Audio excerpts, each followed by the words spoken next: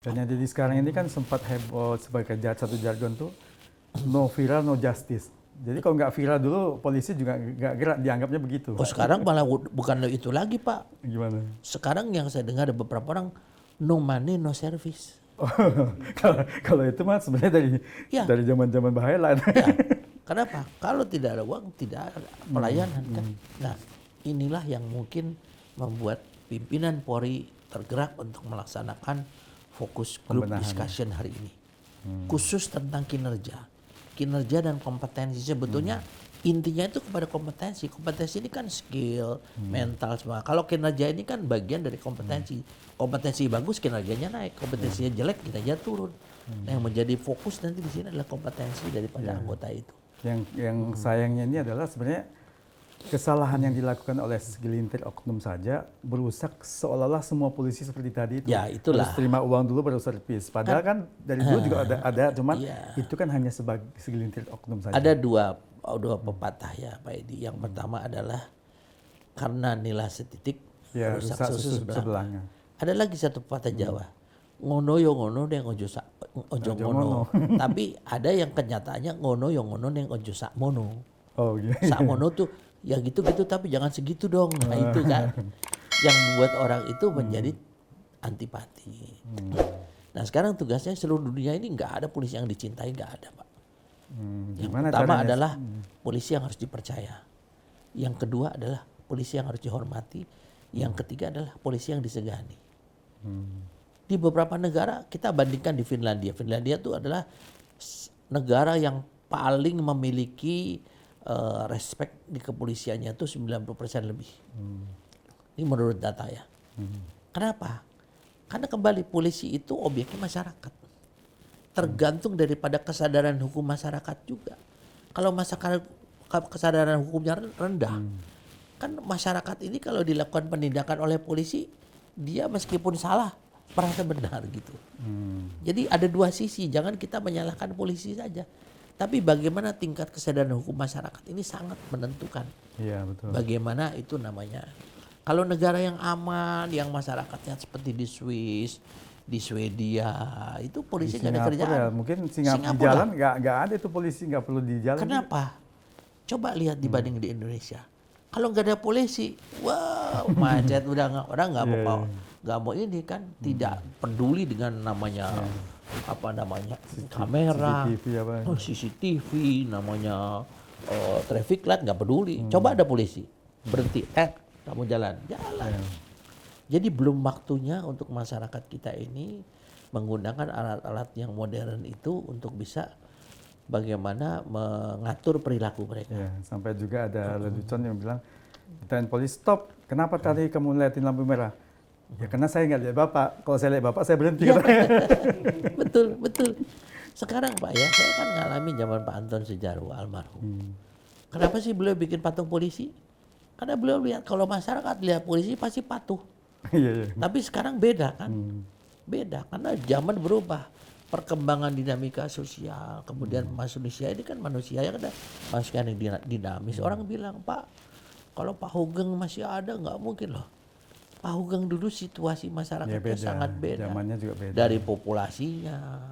Sekarang ini polis rasio saja di Indonesia masih jauh daripada 500 ribuan orang dengan penduduk Indonesia yang 200. kita polisi cuma 490-an kan. Ya, hampir 500 ribu aja. Hampir masih dibandingkan dengan Ya, udah 280 juta kan. penduduk Indonesia. Dan tingkat kesadaran hukum, kepatuhan hukum yang sangat Ya, rendah. sangat rendah. Kenapa sih kaitannya dengan apa? Masalah sosial. Kalau masyarakat di sini seperti masalah di Swedia, di Swiss yang dia tidak perlu memikirkan cari uang makan itu semua udah dijamin negara seperti daerah Timur Tengah, ya pastilah angka kejahatannya kecil. Iya. Karena orang kan perlu makan, perlu hidup. Nah kalau melakukan pelanggaran hukum siapa kerjanya? Polisi kan. Iya. Nah sekarang malah sudah bergeser kepada aparat penegakan hukum yang lainnya itu sudah mulai mengambil alih tugas-tugas kepolisian. Kenapa? Wajar. Karena mungkin polisi dianggap sudah tidak dipercaya. Sehingga nah ini bahayanya kalau negara kita ini pada akhirnya undang-undang yang berlaku ini menjadi terjadi perubahan yang tidak memperhatikan lagi namanya tupoksi ya, tugas pokok dan fungsi. Kan kita ada criminal justice system, yaitu ada penyidik, ada penuntut umum, ada yang memberikan di pengadilan. Ini yang harus dijaga agar jangan sampai demokrasi di negara kita ini menjadi kacau balau ya. Ya, ini memang masih PR berat lah ya ke depannya. Ya. Mudah-mudahan ke depannya semua kinerja aparat penegak hukum bisa lebih baik. Harus. Ya. Kalau tidak, ya tadi banyak keinginan supaya polisi ini lembaga itu statusnya didegradasi ya, di bawah kementerian. Pertanyaan saya banyak orang menanyakan, Pak, polisi itu sebaiknya di bawah kementerian. Saya tanya, kalau kementerian itu jabatan apa sih? Jabatan politis. Siapapun juga bisa menjabat di sana. Bahkan tukang ojek, ya, kemudian juga supir taksi atau bisa kalau memang dia punya ini ditunjukkan. Apalagi orang politik. Nah kalau nama polisi udah di bawah jabatan politik, maka polisi bisa dijadikan alat politik. Itu yang bahaya. Resikonya besar juga ya. Nah, besar. Ya makanya di dunia itu kan NPA, National Police Agency, di Jepang kan di bawah Perdana Menteri. Di Singapura di bawah Perdana Menteri, kan di beberapa negara. Kalau negaranya negara bagian, baru itu di bawah wali kota. Wali kota kan sebenarnya penguasa. Penguasanya. Nah, jadi ya itulah yang mesti disadari kalau keinginan orang politik untuk mendegradasi struktur organisasi Polri atau status kelembagaan, saya sangat menyayangkan ya. Jangan hanya gara-gara ketidaksukaan ya terhadap kinerja polisi kita harus mendegradasi ya. Ya kalau ibaratnya rumah nih Pak Edi, rumah ini polisi, di dalamnya ada tikus atau ada ubin yang rusak. Masa rumahnya harus kita rubuhin? Jangan dibakar rumahnya ya. Jangan dibakar rumahnya. Cari tikusnya aja. Iya, ya ya itulah. dibenahi aja dulu. Ya. Nah ini kan gini, Jenderal pernah menjadi duta besar Indonesia untuk Myanmar tahun 2013 hingga 2018. Ya. Nah ini kan ada terjadi kasus-kasus penyekapan migran Indonesia di sana, dan bahkan salah satunya itu anggota DPRD Indramayu yang bernama Robin. Nah ini waktu Bapak di sana sebagai duta besar ini kira-kira gimana kondisi sana itu? Saya Bapak sekarang berpendapat yang ini dulu ya. Pertanyaan saya, orang itu kok bisa di sana? Kerjanya apa? Kan kerjanya untuk yang itu online itu kan? maksudnya judi? Scamming, iya. Oh, judi dan Iya. scamming? Iya, scamming dan judi kan. Baik yang di ini, dia bisa masuk ke sana apakah lewat jalur resmi atau enggak? Kalau dia anggota DPR, dia harus lebih ngerti dong masalah hukum kan. Saya sudah bicara langsung dengan Pak Yuda, Direktur Perlindungan WNI, ada di WA-nya di saya. Terus sudah dilakukan upaya-upaya, tapi kan pemerintah di sana juga melihat kalau orang berbuat yang merugikan negaranya, tentunya dia juga akan bertahan, tidak akan melepaskan begitu saja. Pengalaman saya, dulu ada nelayan kita ya, yang ditahan dan divonis 9 tahun. Mereka tuh sudah ditempatkan di Miek namanya. Miek itu daerah kerja paksa. Jadi ada yang buta, ada yang kakinya ini, pokoknya banyak sekali yang lumpuh segala macam dengan pelakuan. Saya masuk protes, saya langsung ke Miek. Daerahnya tuh daerah yang sangat istilahnya tidak aman. Tapi saya kan bekas polisi, saya resikonya saya bilang kalau ada apa-apa ya nasib kita lah. Saya nego, pindahkan ke penjara di Yangon. Pada saat dipindahkan ke dari Yangon, untuk ketemu sama dia saja Pak Edi, itu kalau saya mau memberikan selimut untuk 90 orang ini, saya harus beli 180. Oh, untuk Ada harus saya kasihkan buat, karena yang jaga dia, aparatnya? karyawan aparat itu jauh lebih susah daripada dia juga gitu. Begitu ya. Nah sehingga akhirnya kita bisa nego, bisa dikembalikan dengan perdebatan. Bahwa saya mengatakan mereka ini adalah nelayan biasa. Kapten kapalnya adalah orang Thailand. Juru mudinya adalah orang Thailand, juru mudinya orang Taiwan. Akhirnya setelah mereka dibebaskan, di kapten dengan ini yang oleh negaranya nggak diurusin ikut-ikut bebas kan. Kena satu paket ya? Ya tapi bagi saya waktu itu adalah kita berhasil karena ada satu negosiasi. Karena di daerah dulu kan mungkin ingat ya di kasus Benjina. Benjina itu di dalam Maluku sana kan ada sekian ratus nelayan yang dianiaya.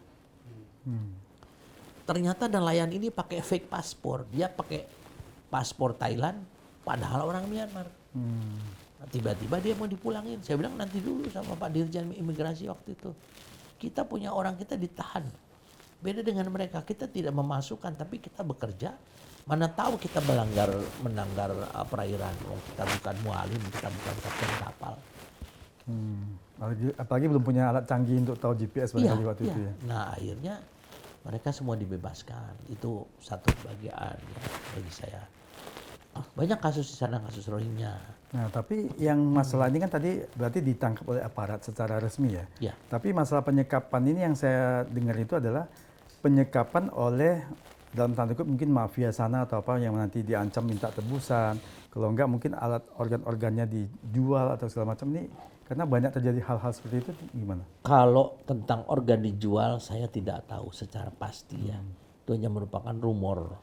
Tapi kalau ditahan memang Untuk minta tebusan? yang bersangkutan ya mereka minta tebusan. Yang nahan itu adalah kelompok etnis Pak.